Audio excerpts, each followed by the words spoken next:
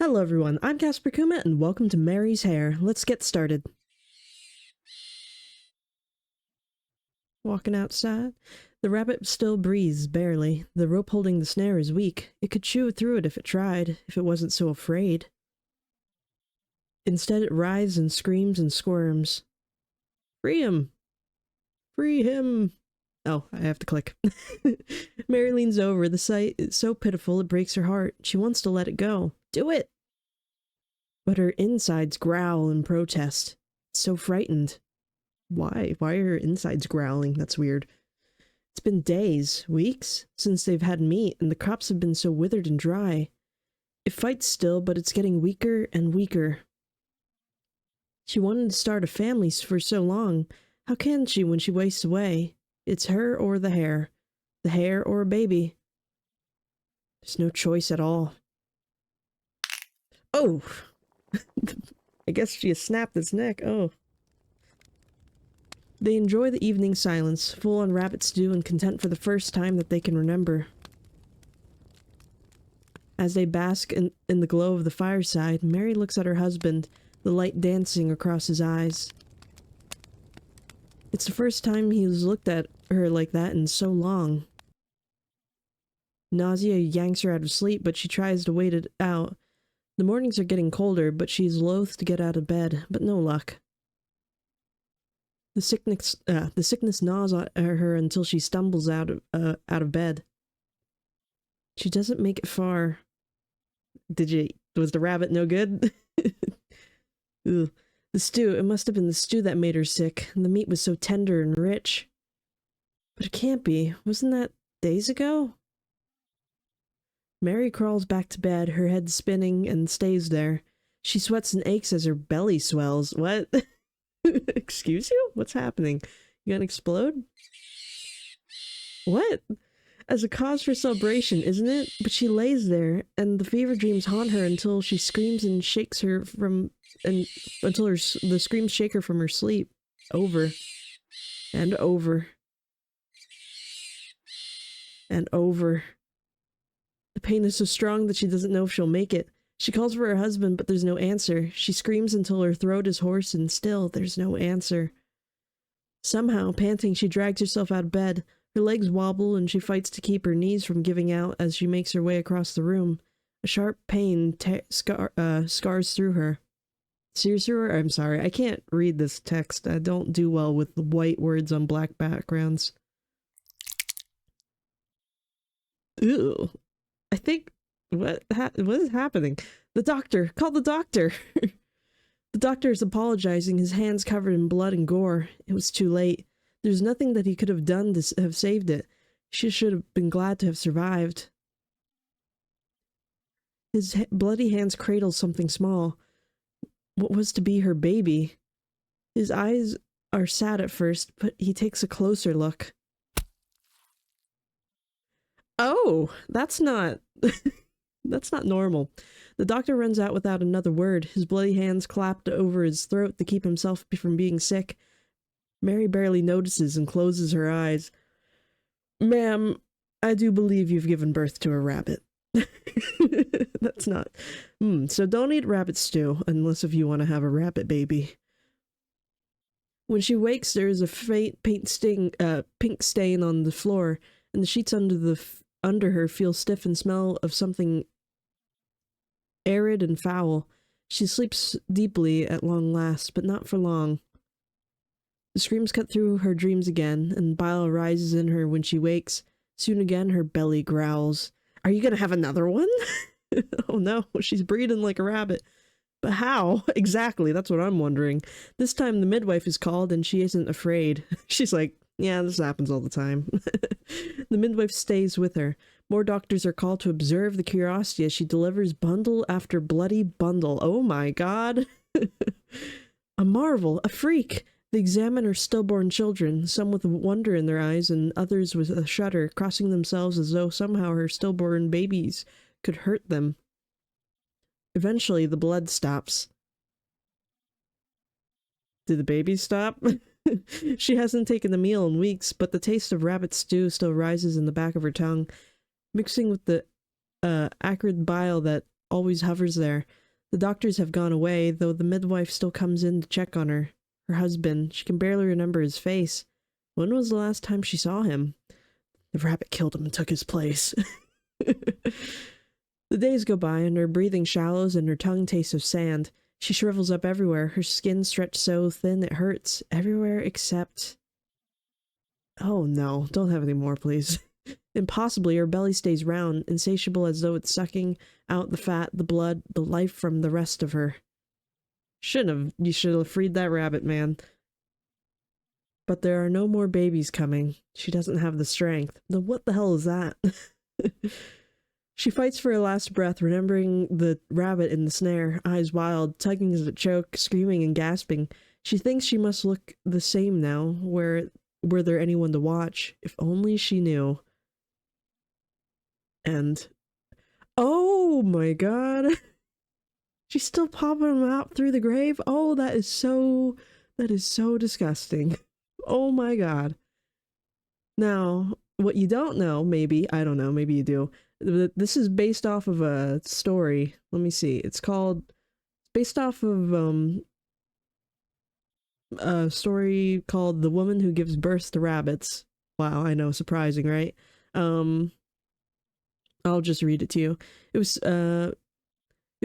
September 27, 1726, and Mary Toft was going into labor.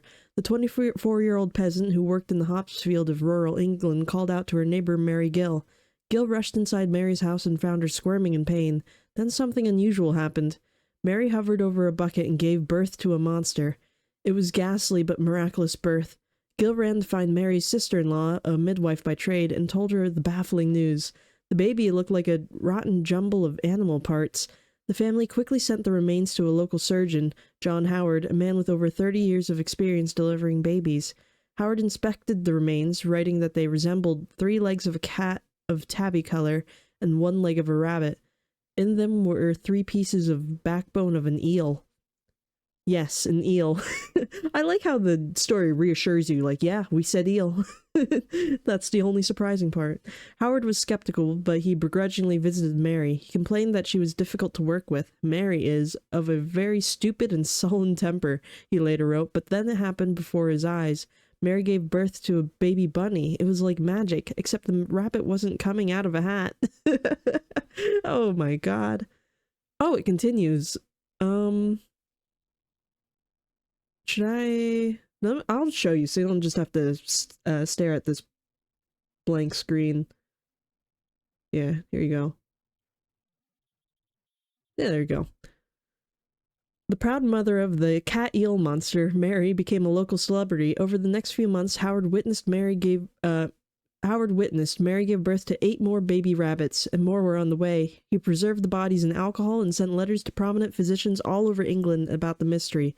On November 9th, he wrote, I have taken or delivered the poor woman of 3 more rabbits, all 3 half-grown, one of them a dun rabbit. The last leaped 23 hours in the uterus before it died. Ew. As soon as the 11th rabbit was taken away, up leapt the 12th rabbit, which is now leaping. If you have any curious person that is pleased to come post, may see another leap in her uterus, and shall take it from her if he pleases. I do not know how many rabbits... Oh my god, what's happening? How many rabbits may be behind. One physician who received Howard's letter was the surgeon King George I, Nathaniel St. Andre. The king was curious, so he sent St. Andre to investigate. Sir, is that Saint? I have no idea what ST is. Sergeant? I have no... It could not have been a worse choice. St. Andre. I'm just used to being Saint because I went to Catholic school. St. Andre was obviously no fan of the scientific method, but he believed, well, if he's not a fan of science, then maybe he is a saint.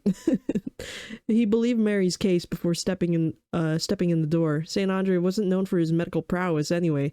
George only gave him the gig because he spoke German, the king's native language.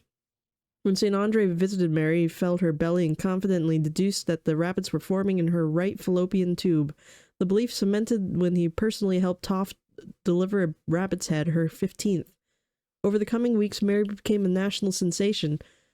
On November 19th, 1726, Miss Weekly Journal reported, From Guildford comes a strange but well-tested piece of news that a poor woman who lives in Godalming near the town was about a month past delivered by Mr. John Howard, an eminent surgeon and man midwife, of a creature resembling a rabbit.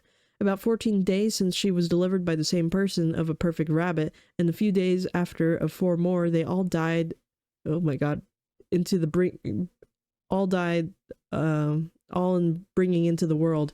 For rabbit peddling merchants, the gossip was a terrible blow. Those poor rabbit peddlers. This is bad for business. The public was disgusted. Rabbit stew dropped from the Britons' supper tables. The public horror was so great that the rabbit roaring sank to nothing, and nobody, till the delusion was over, presumed to eat a rabbit, recorded James Caulfield. I wouldn't either. I wouldn't be taking no risks. Doctors and the public believed Mary's story because of a popular pseudoscientific theory circulating at the time called maternal impression. They believed that a mother's emotions and imagination could cause birth defects and disorders. A pregnant woman who was startled by rabbits, as Mary claimed, could easily pollute the fetus with her thoughts, leading her to pop out baby rabbits. That wasn't just a crackpot ideas from the 1700s. It lasted until the 20th century. What the fuck? King George followed the hype closely. Oh, where am I? So he sent another surgeon, Psychiatricus Ahlers, to triple check.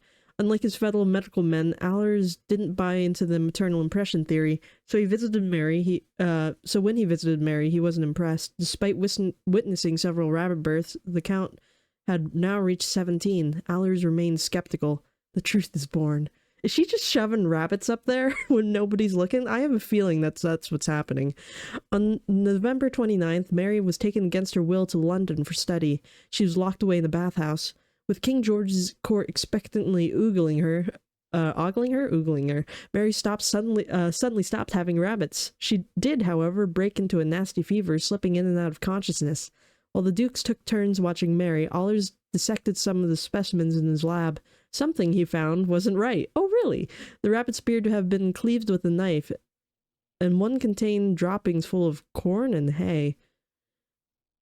By December 4th, the jig was up. A porter was caught sneaking a baby rabbit into Mary's chamber. When questioned, he claimed she had bribed him. A separate investigation found that over the past few months, Mary's husband had bought a suspicious number of rabbits from the town's merchants. Evidence was mounting. On December 6th, the court told Mary that she would perform a painful experimental pelvic surgery to see what made Mary so unique. To quote, they said they were going to send in a chimney sweep boy. On December 7th, Mary confessed that it was all a hoax. For St. Andre, the timing was terrible.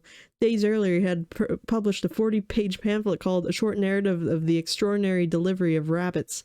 He explicitly bet his name on the account's authority. His reputation fell into shambles. He lost his job, and the whole medical community became London's laughingstock. Well, to begin with, I don't think this guy was very high up there in the medical rankings. Didn't it say he didn't believe in science or something? I don't think you should really have him being the head of London's medical community. The impostrous rabbit. But how did Mary dupe the king's team of smarty pants physicians? Truth is, Mary had been pregnant earlier in the year, but miscarried. While her cervix was still open, an accomplice inserted the body of a cat and the head of a rabbit, which, oh my god, all my devices are dinging. Hold on. 1 second. Okay.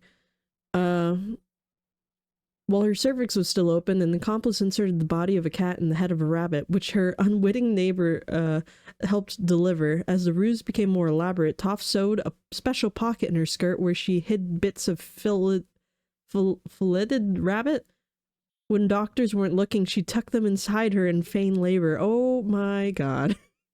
Mary believed it was her ticket out of poverty. In her words, it was to get so good at a living that I should never want as long as I lived. Back then, freak shows featuring human oddities like conjoined twins and legless magicians were popular ways to rake in dough. Mary was sure they'd have room for a lady pregnant with rabbits. But Mary didn't make a penny from the charade. She was thrown in jail for 5 months and came home just as poor. When she died in 1763, the parish epitaph read, Mary Toft, widow, and the impostrous rabbit. Ain't that just something? Ain't that just a special little story? I can't believe that that is a thing. But there you go. Yeah, so, you know, yeah. Right. So that's all for today's tale. Don't shove rabbits up you to get money. The moral of today's story, don't do that. Yep. But yeah, let me know what you think of all this down in the comments below, and I will see you in the next one. This is Casper Kuma, over and out.